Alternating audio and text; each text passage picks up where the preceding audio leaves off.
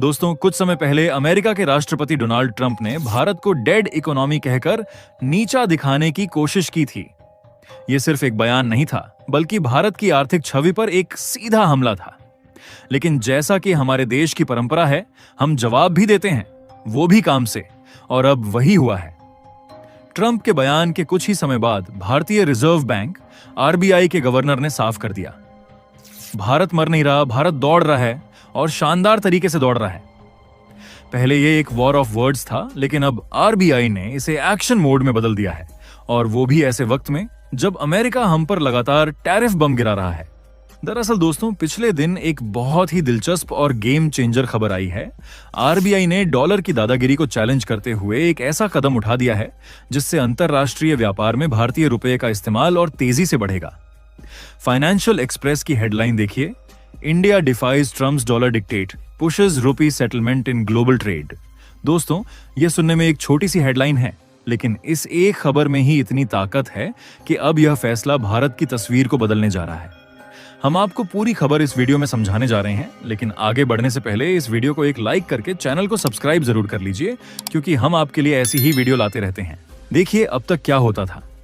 अगर किसी भी देश को भारत के साथ रुपये में व्यापार करना होता था तो उन्हें पहले स्पेशल रूपी वॉस्ट्रो अकाउंट खोलना पड़ता था, और वो भी तब जब आरबीआई से खास मंजूरी मिले।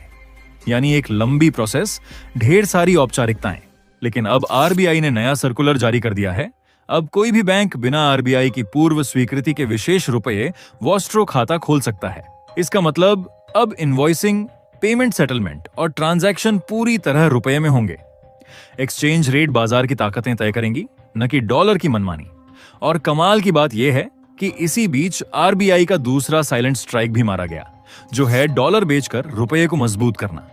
असल में अभी जो हमने बताया वह तो भारत की आरबीआई द्वारा उठाया गया पहला कदम था, लेकिन आरबीआई यहीं नहीं रुका।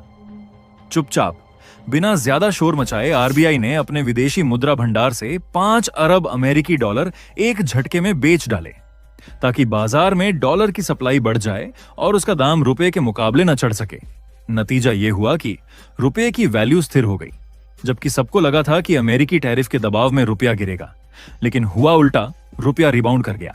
दोस्तों, आरबीआई का यह कदम समझने के लिए आपको स्पेशल रुपए वॉस्ट्रो अकाउंट का खेल जानना पड़ेगा। मान लीजिए इंडिया में एसबीआई बैंक है, एक तरफ भारतीय व्यापारी है और दूसरी तरफ रूस का व्यापारी है। अब भारतीय व्यापारी ने रूस से 100 रुपए की कोई वस्तु इंपोर्ट की, वो रुपए एसबीआई में जमा कर देगा।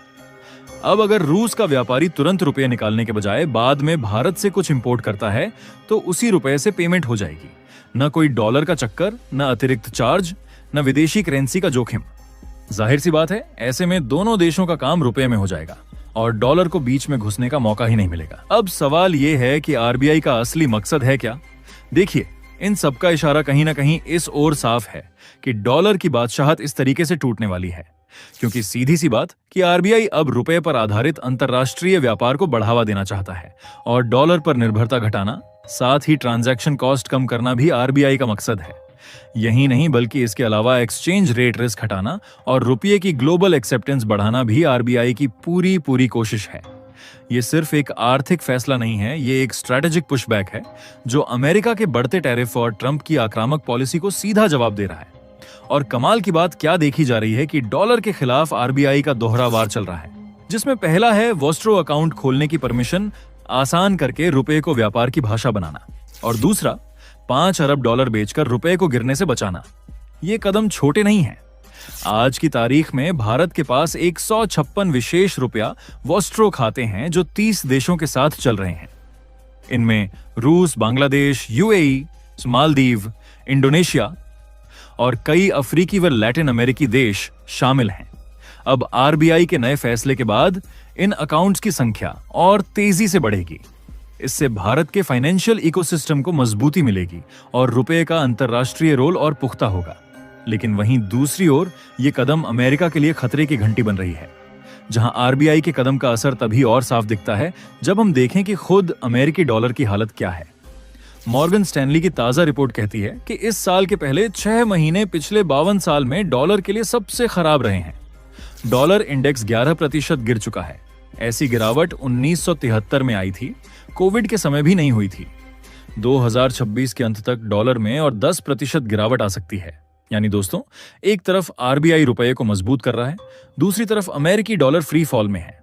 यहां तक कि दोस्तों, मॉर्गन स्टैनली की रिपोर्ट में एक और बड़ा खुलासा है कि अमेरिका से निवेशक पैसा निकालकर इमर्जिंग मार्केट्स की तरफ दौड़ रहे हैं और इसमें भारत सबसे बड़ा विजेता बन रहा है, क्योंकि भारत तेजी से बढ़ती अर्थव्यवस्था है, राजनीतिक रूप से स्थिर है और अब अपनी मुद्रा में व्यापार को प्रोत्साहित कर रहा है।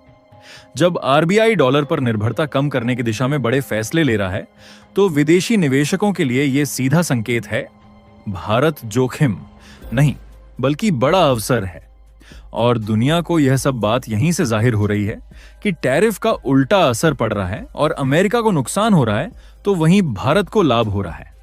दरअसल अमेरिका ने सोचा था कि ऊंचे टैरिफ लगाकर भारत पर दबाव बनाएगा, जिससे रुपया गिरेगा और भारत को झुकना पड़ेगा।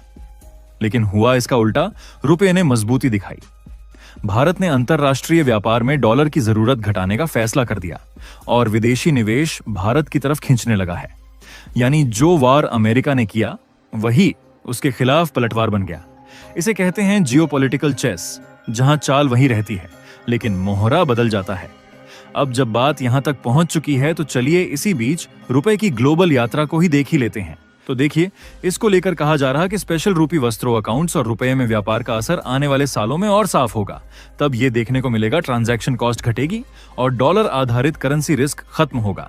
साथ ही भारत का फाइनेंशियल सिस्टम मजबूत होगा और सबसे अहम बात कि रुपए की ग्लोबल एक्सेप्टेंस बढ़ेगी।